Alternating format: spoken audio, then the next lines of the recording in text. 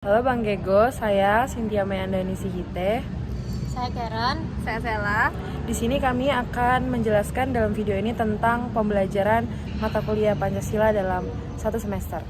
Yang pertama saya akan menjelaskan tentang Pancasila dalam dunia pendidikan. Pancasila ini diharapkan dapat menjadi ruh dalam membentuk jati diri mahasiswa guna mengembangkan jiwa profesionalitasnya dan juga diharapkan sebagai mahasiswa penerus bangsa bisa lebih bertanggung jawab dan hidup menurut apa yang diajarkan oleh Pancasila. Yang kedua, saya akan menjelaskan tentang Pancasila sebagai ideologi negara. Ideologi Pancasila Pancasila sebagai ideologi negara adalah nilai-nilai yang terkandung dalam Pancasila telah menjadi cita-cita normatif dalam penyelenggaraan negara dan sebagai salah satu cara untuk mempersatukan masyarakat yang harus diwujudkan secara konkret dalam kehidupan sehari-hari. Secara luas, Pancasila sebagai ideologi adalah visi atau arah dari penyelenggaraan kehidupan berbangsa dan bernegara di Indonesia, yaitu terwujudnya kehidupan yang menjunjung tinggi ketuhanan, kemanusiaan, kesatuan, dan juga keadilan.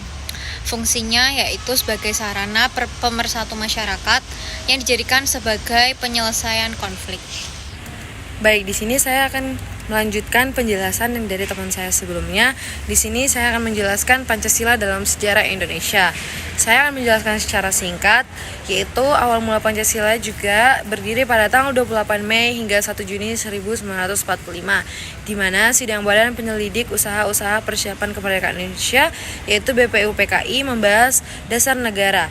Hingga pada tanggal 1 Juni 1945, Soekarno menyampaikan pidatonya yang bertajuk Lahirnya Pancasila dan mengemukakan 5 dasar negara, yaitu ketuhanan yang Maha Esa, kemanusiaan yang adil dan beradab, persatuan Indonesia, kerakyatan yang dipimpin oleh hikmat kebijaksanaan dalam permusyawaratan perwakilan, dan keadilan sosial bagi seluruh rakyat Indonesia. Adapun perumusan dan penetapan, pada tanggal 18 Juni 1945, Panitia 9 dibentuk untuk merumuskan kembali Pancasila. Hingga pada tanggal 22 Juni 1945, Panitia 9 menyerahkan hasil rumusan Pancasila kepada BPUPKI. Dan pada tanggal 29 Juni tahun 1945, BPUPKI menyetujui Pancasila sebagai dasar negara. Dan pada tanggal 18 Agustus 1945, Pancasila disahkan sebagai dasar negara dalam pembukaan Undang-Undang Dasar 1945. Bisa saya simpulkan di sini, Pancasila memiliki sejarah panjang dan peran penting dalam perjalanan bangsa Indonesia. Memelihara dan mengamalkan Pancasila merupakan tanggung jawab bersama demi mewujudkan cita-cita kemerdekaan negara. Selanjutnya di sini saya akan menjelaskan Pancasila sebagai sistem etika. Perlu diketahui, Pancasila itu nggak hanya sebagai dasar negara Indonesia saja, tetapi juga berperan sebagai sistem etika yang memberikan panduan moral bagi kehidupan bermasyarakat, berbangsa, dan bernegara. Ciri-ciri Pancasila sebagai sistem etika sendiri yaitu nilai-nilai universal. Pancasila memuat nilai-nilai luhur yang diakui secara universal seperti ketuhanan, kemanusiaan, persatuan, kerakyatan, dan keadilan. Yang kedua itu bersifat terbuka. Pancasila dapat diinterpretasikan dan diimplementasikan dalam berbagai konteks dan situasi. Yang ketiga itu bersifat dinamis. Pancasila mampu beradaptasi dengan perkembangan zaman dan kebutuhan masyarakat. Adapun peran penting Pancasila sebagai etika yaitu memberikan pedoman moral. Pancasila memberikan arahan tentang perilaku yang baik dan benar dalam kehidupan bermasyarakat. Yang kedua, membentuk karakter bangsa. Nilai-nilai Pancasila dapat menumbuhkan karakter bangsa yang bermoral, berintegritas, dan berjiwa gotong royong. Dan yang ketiga, menjaga persatuan dan kesatuan bangsa, di mana Pancasila menjadi landasan untuk menyelesaikan konflik dan perbedaan pendapat secara damai. Selanjutnya, mewujudkan keadilan sosial. Pancasila mendorong tercapainya masyarakat yang adil dan sejahtera bagi seluruh rakyat Indonesia. Dan salah satu contoh yang saya ambil dalam penerapan Pancasila sebagai sistem etika yaitu saling menghormati dan menghargai perbedaan suku, agama, budaya, dan menjunjung tinggi nilai kemanusiaan dengan membantu orang lain yang membutuhkan. Pancasila sebagai sistem filsafat, yaitu definisi Pancasila sebagai sistem filsafat menurut Yunani, bahasa Yunani yaitu filosofia, yang berarti mencintai kebijaksanaan atau mencari kebenaran. Lalu apa itu filosofi Pancasila? Pancasila sendiri itu cara pandang yang kritis dan logis terhadap Pancasila sebagai dasar negara Indonesia. Lalu apa sih tujuan Pancasila sebagai sistem filsafat? Tujuan Pancasila sebagai sistem filsafat itu yang pertama, Pancasila disebut sebagai ideologi bangsa adalah dengan sistem filsafat, yaitu memelihara identitas dan cara pandang tentang bangsa Indonesia, seseorang dalam atau tentang bangsa Indonesia. Yang kedua itu sebagai kerangka filsafat. Itu Pancasila memiliki tujuan untuk menjaga kehormatan, martabat materi dan spiritual rakyat Indonesia. Yang ketiga yaitu Pancasila sebagai tantangan untuk mengatasi di era globalisasi sebagai filosofi. Yang keempat yaitu kerangka intelektual. Pancasila itu berfungsi sebagai panduan untuk perilaku dan pemikiran rakyat Indonesia. Aliran sistem Pancasila yaitu yang pertama itu ontologi. Ontologi itu menelusuri hakikat manusia dan keberadaannya itu di alam semesta. Lalu aliran ontologi Pancasila sendiri itu menyelami pertanyaan-pertanyaan mengenai fundamental tentang hakikat manusia dan hubungannya dengan Tuhan diri sendiri, Tuhan kita, dan sesama manusia dan alam semesta. Lalu yang kedua itu epistemologi atau emosionalogi, itu mencari sumber pengetahuan dengan cara memperoleh kebenaran. Aliran epistemologi ini Pancasila itu membahas tentang sumber pengetahuan dengan cara memperoleh kebenaran yang ada. Terus ada aksiologi, yaitu menetapkan nilai-nilai yang luhur dan dijunjung tinggi.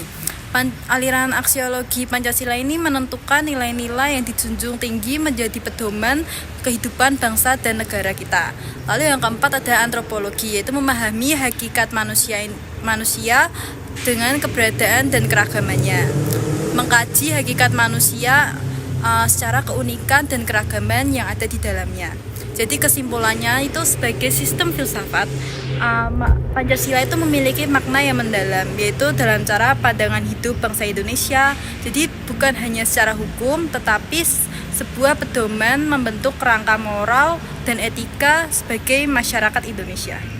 Saya akan menjelaskan Pancasila sebagai dasar negara. Pancasila sebagai dasar negara itu menaungi atau memberikan gambaran yang jelas tentang peraturan yang berlaku untuk semua tanpa adanya diskriminasi bagi siapapun.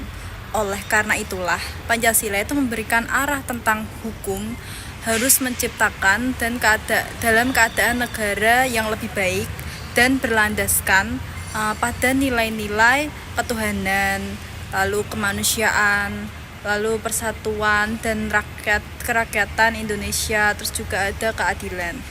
Dengan demikian, diharapkan warga negara itu dapat memahami dan melaksanakan Pancasila itu dalam kehidupan sehari-hari.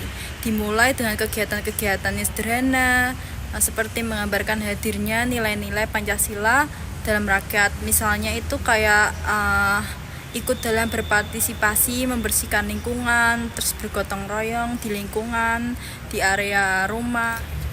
Lalu dalam sumber yuridis Pancasila itu sebagai dasar negara, yaitu Pancasila dimuat dalam Undang-Undang Dasar Negara 1945 itu sebagai dasar negara dan menjadi sumber hukum yang tertinggi di Indonesia. Lalu yang kedua yaitu dalam historis, Pancasila itu dirumuskan melalui proses panjang dan penuh pertimbangan oleh para pendiri bangsa yang diterima oleh aklamasi oleh seluruh anggota BPUPKI. Yang ketiga yaitu secara fisiologis. Secara fisiologis, Pancasila itu merupakan nilai-nilai leluhur bangsa Indonesia yang mencerminkan kepribadian bangsa dan menjadi panduan hidup bermasyarakat, berbangsa, bernegara, dan lain-lain. Lalu juga ada fisiologis, yaitu Pancasila itu memiliki nilai-nilai budaya dan adat istiadat bangsa Indonesia yang beragam. Lalu fungsi Pancasila sebagai dasar negara. Apa itu fungsinya? Yaitu pertama yaitu fungsi perumusan, itu bagi perumusan dan menetapkan hukum yang ada di Indonesia. Lalu ada fungsi penyatuan, yaitu Pancasila itu menjadi persatuan bangsa Indonesia dari ragam ras, agama, maupun suku dan golongan. Yang ketiga itu sebagai fungsi pedoman. Pancasila sebagai pedoman untuk menyelenggarakan kehidupan bangsa dan bernegara di Indonesia. Lalu yang keempat itu fungsi pengembangan. Pancasila sebagai fungsi pengembangan itu sesuai dengan perkembangan zaman dan dinamika masyarakat di Indonesia sekarang ini. Lalu, adanya aktualisasi Pancasila dalam kehidupan bangsa dan bernegara.